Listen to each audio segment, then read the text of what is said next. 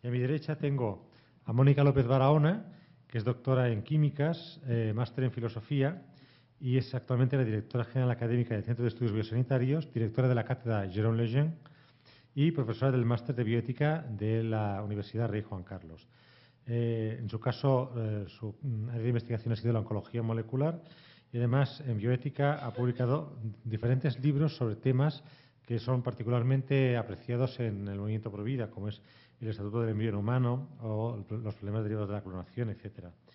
Ha recibido diferentes premios, no voy a enumerar, y tiene también muchos nombramientos como experta en bioética y creo que tiene un prestigio muy grande en este campo en nuestro país. Buenas tardes. Mientras ponen mi presentación, aprovecho para agradecer a la organización, primero la iniciativa, que creo que no debe dejar de hacerse mientras siga siendo necesario el tener un marco científico y divulgativo de discusión de cuestiones vinculadas con la vida y con su defensa, y agradecer que me hayan invitado a participar. A mí me corresponde también, seré breve, espero hacerlo también como lo ha hecho Nicolás Jouve, o al menos acercarme, hablar de las cuestiones bioéticas al comienzo de la vida y también voy a cortar la ponencia para tratar de salir en torno a las 9. El enfoque que voy a dar a la presentación es un enfoque científico, pero espero que en un lenguaje que se comprenda bien, porque creo que vivimos en el marco de una sociedad cientifista que da un poder a veces demasiado, muchas gracias, a veces demasiado alto al dato que la ciencia ofrece. Afortunadamente, ciencia, bioética y magisterio de la Iglesia, cuando la ciencia se acerca a uno buscando la verdad, convergen y se dan la mano. Y algunos de estos datos que apoyan lo que todos en esta sala defendemos y que se conocen desde el punto de vista de la ciencia, va a ser el hilo conductor de la presentación. La cuestión primera es el establecer el cómo y cuándo comienza el plan de desarrollo del embrión humano, porque en ese cómo y cuándo se cifraría el comienzo de la vida. Ya lo ha mencionado Nicolás y todos aquí lo tenemos claro, que la vida humana comienza en el momento de la fecundación, en el momento en que esa nueva realidad, ese nuevo ser humano en estado embrionario, en estado unicelular, se constituye como resultado de la fusión de la célula germinal masculina, el espermatozoide, con el óvulo. En ese ser humano en estado unicelular están contenidos los 120 tipos de tejidos que constituyen al individuo de la especie humana, los 250 tipos celulares. Y si buscamos en referencias científicas, por ejemplo, en el diccionario médico se encuentra ya una definición de célula, que en definitiva el cigoto es una célula, como la que tienen en la imagen. La estructura básica y la unidad funcional de las personas y de todos los seres vivos. Esto es una célula. Pues vamos a ver qué dice la genética respecto a las células humanas. La genética molecular, en este caso, hace ya años que identificó una secuencia, una región específica del ADN, del genoma, que pertenece específicamente a la especie humana. Son 7.000 las regiones o las secuencias ALU que identifican como humano un genoma. Si ponemos estas dos informaciones juntas, célula, unidad de vida y presencia de secuencias ALU en un genoma indicativa de genoma específicamente humano, podemos concluir que el cigoto, en tanto en cuanto en célula es vida y en tanto en cuanto posee secuencias ALU, es vida humana. A veces este argumento tan sencillo y de una deducción tan lógica, créanme que en comunidad científica me ha servido para arrancar un debate pro vida. Pero esto es verdad para el cigoto y es verdad para cualquier célula del cuerpo humano. El cigoto tiene una característica más, una característica que habla de su plasticidad, una característica vinculada a las células troncales, a las células madre de las que ha hablado el doctor Jouve, pero que es una característica específica del cigoto, y es que es la única célula totipotente. Totipotente significa que contiene en acto todas y cada una de las estructuras que configuran al individuo de la especie humana, pero que lo contiene al modo en que puede contenerlo un ser unicelular, una célula. Y de hecho, ninguna otra célula madre, ninguna otra célula troncal, si se implanta en el útero de una mujer, llega a expresar en tiempo y forma. Ninguna otra célula troncal, si se implanta en el útero de una mujer, llega a expresar en tiempo y forma, durante el tiempo que dura la gestación en la especie humana, cada una de las estructuras que constituyen al individuo de la especie. Y esto es lo que hace que podamos decir que efectivamente el cigoto es vida humana y es un individuo de la especie humana en estado unicelular. Es verdad que a lo largo del desarrollo embrionario existen hitos. Es verdad que se pueden establecer, y voy muy deprisa sobre ellos, pues algunos, por ejemplo, a las 5 semanas el corazón empieza a latir, a la 7ª semana los dedos se separan, en la 8ª semana se empieza a deglutir el líquido amniótico, se comienza a expresar los receptores de sensibilidad. En la 20ª semana existe ya la percepción auditiva y la respuesta a los estímulos auditivos. Es verdad que a lo largo de todo el desarrollo embrionario hay hitos que la ciencia, que la embriología conoce bien y puede establecer. Pero es verdad que ningún hito cambia aquello que se constituyó como tal desde el momento de la fecundación. Cambia el hecho de que ahí nos encontramos con un nuevo individuo de la especie humana en distintas fases de su desarrollo. Pero es el mismo desde que se fecundó, durante su desarrollo embrionario, hasta su nacimiento y hasta que muera. Es la misma persona. Por eso, legislaciones como la que lamentablemente tenemos vigente en nuestro país, que establecen plazos, no son racionales tampoco desde el punto de vista científico. Díganme ustedes qué diferencia hay entre un feto de 13 semanas y un feto de 15 semanas. ¿Por qué? En la semana 14ª sí, y en la 15ª no, y en la 13ª tampoco. No hay un hilo conductor racional en esto. Ninguna ley de plazos tiene una base científica aceptable, porque el embrión es el mismo y el feto es el mismo que se constituyó cuando el espermatozoide fecundó al óvulo. No es razonable establecer una política de plazos a partir de la cual se puede acabar con una vida humana inocente. Hay otra cuestión bioética importante sobre la que me gustaría llamar la atención, y el doctor Poveda ha enunciado algo, y es el diagnóstico prenatal. Una técnica diagnóstica debería ser aquella que lleve a, una vez identificada la patología, poder obtener, si se puede, la mejoría o la curación del paciente, en este caso en el seno materno. Lamentablemente, con algunas excepciones, como la que tenemos en la imagen,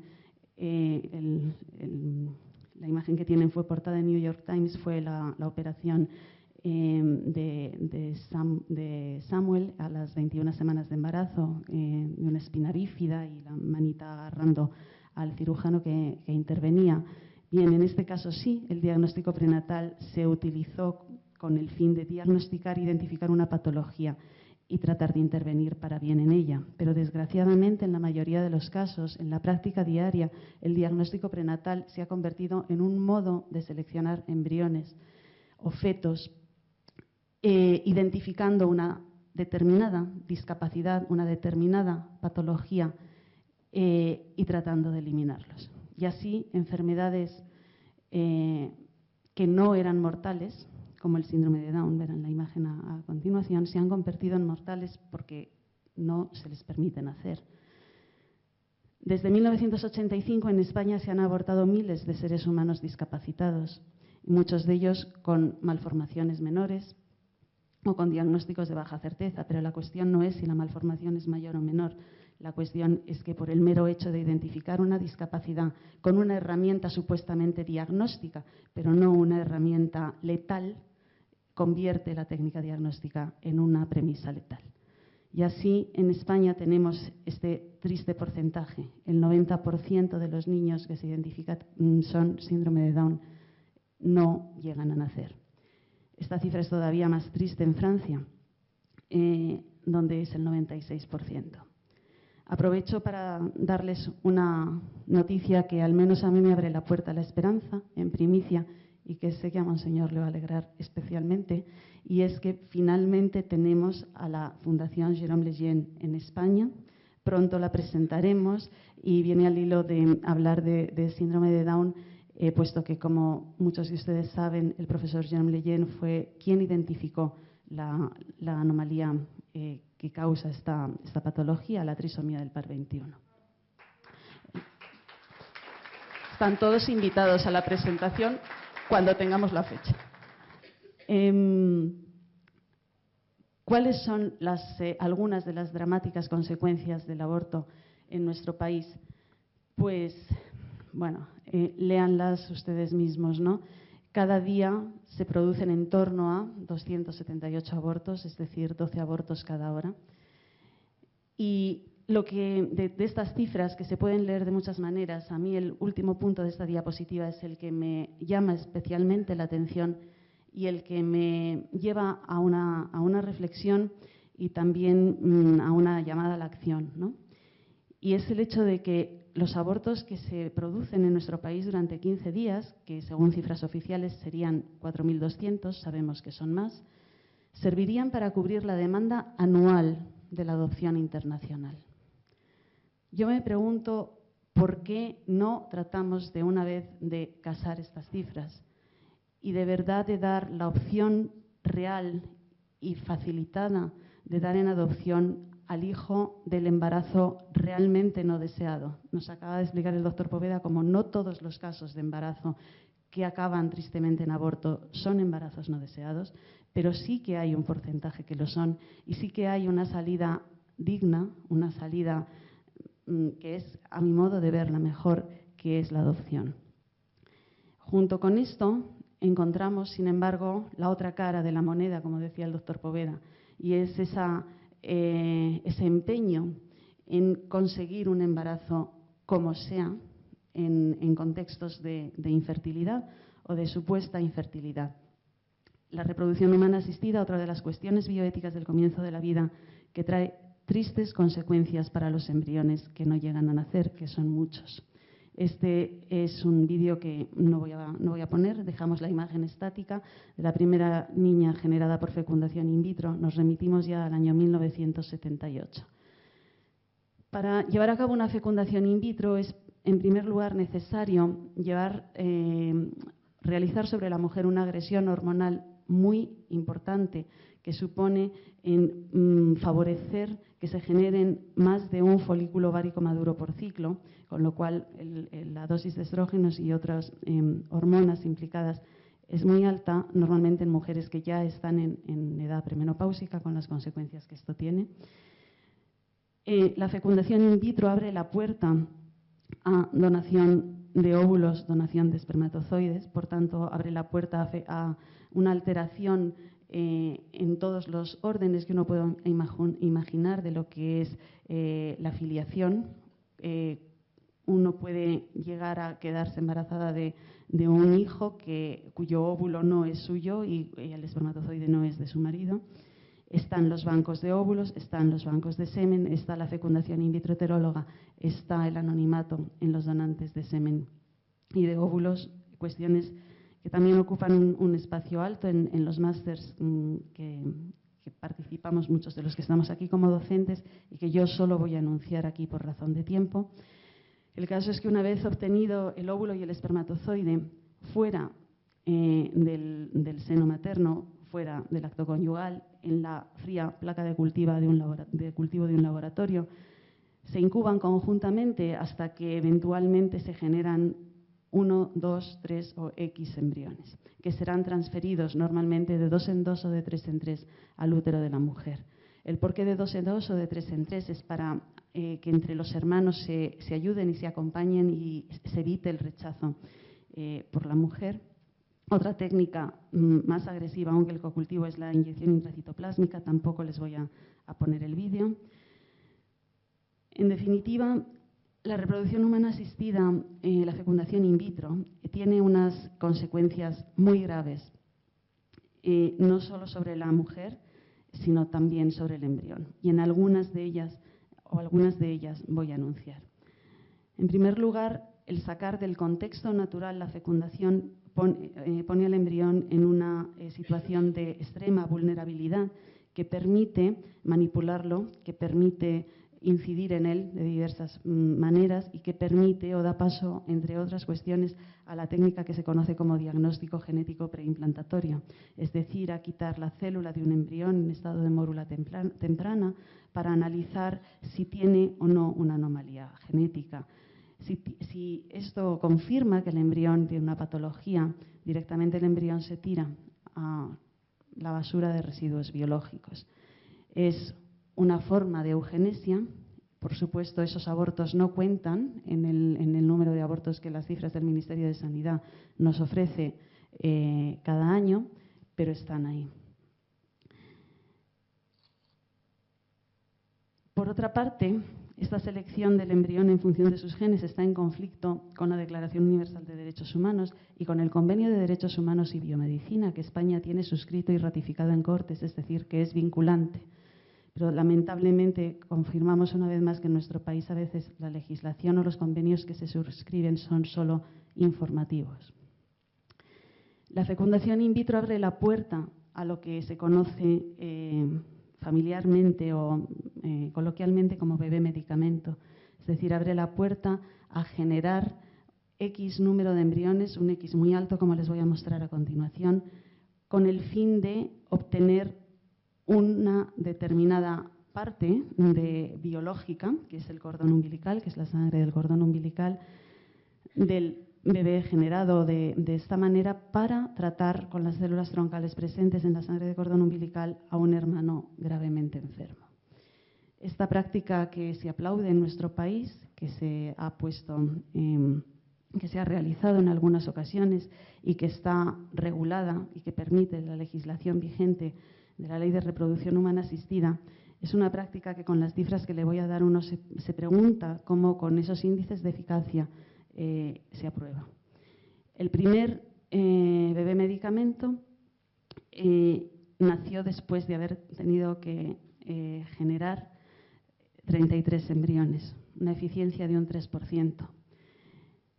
En el año 2005, los datos del Instituto de Genética de Chicago dan estas cifras. De 466 embriones generados para obtener distintos bebés medicamentos, nacieron 5 niños, eficiencia de un 1,07%.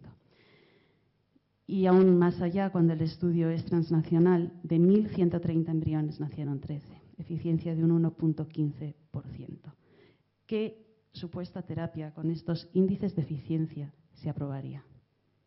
Y sin embargo, la tenemos, y la tenemos en España, y la tenemos regulada con un eufemismo que a mí me pone bastante del revés. Se llama diagnóstico terapéutico, diagnóstico prenatal con fines terapéuticos a terceros. Efectivamente, sí, a terceros, porque por el camino nos llevamos todas estas vidas. Una práctica aprobada, regulada y aplaudida por una parte de la sociedad española y de la sociedad internacional, que sin embargo no sería ni siquiera necesaria si se almacenaran el número suficiente de unidades de sangre de cordón umbilical, puesto que es el material biológico que se persigue cuando se genera un bebé medicamento. Parece que es más fácil o parece que hemos perdido el norte completamente y entonces aprobamos generar embriones como en una máquina de producción para obtener el material biológico, que por otra parte podría irse almacenando. Y quizás el gran drama de la fecundación in vitro es los embriones congelados. Como decía, con la hiperestimulación ovárica a la mujer se generan muchos folículos ováricos maduros, de los cuales no todos se fecundan, pero varios sí. Y si en un ciclo de fecundación in vitro se generan, por decir algo, 9 embriones, a la mujer se le van a transferir solo 2 o 3, por tanto van a quedar 6 embriones que están vivos, que han pasado los controles de calidad, que podrían haber sido transferidos al útero de su madre en lugar de sus hermanos, pero que van a ser congelados, van a ser destinados a permanecer a 196 grados bajo cero, esperando qué dice el legislador, esperando si la madre decide volver a quedarse embarazada y recurrir a ellos, o esperando ser desechados o esperando ser utilizados para investigar. Estas son básicamente las 4 avenidas, las 4 reguladas en la legislación vigente en nuestro país para los embriones congelados. Mantenerlos congelados por tiempo indefinido, favorecer o donarlos, como dice la ley, o transferirlos a mujeres que deseen gestarlos, descongelarlos, dice nuestra legislación, y dejarlos morir. Esto no es fiel a la realidad. Descongelar un embrión sin transferirlo al útero de una mujer no es dejarlo morir, es matarlo, puesto que el entorno favorable para su desarrollo después del 7º día de haberse generado es implantarse en el útero materno, o descongelarlos y emplearlos para investigar con su consiguiente muerte. Esta es la fecha en la que, independientemente del color del gobierno, todavía ninguno se ha molestado en decir el número de embriones congelados que tenemos en los congeladores de las unidades de fecundación in vitro. Muchos miles, como si el +-1 no importara, cuando es muy importante ese +-1 porque es una vida humana. Pues estas eran muy someramente algunas de las cuestiones bioéticas del comienzo de la vida que les quería mencionar para su reflexión y también para darles algunos argumentos científicos para la defensa de la vida que creo que todos venimos haciendo, cada uno desde el ámbito que nos toca trabajar en ella. La vida es un don. Me gustaría acabar con esta frase: acojámosla desde la concepción. Muchas gracias.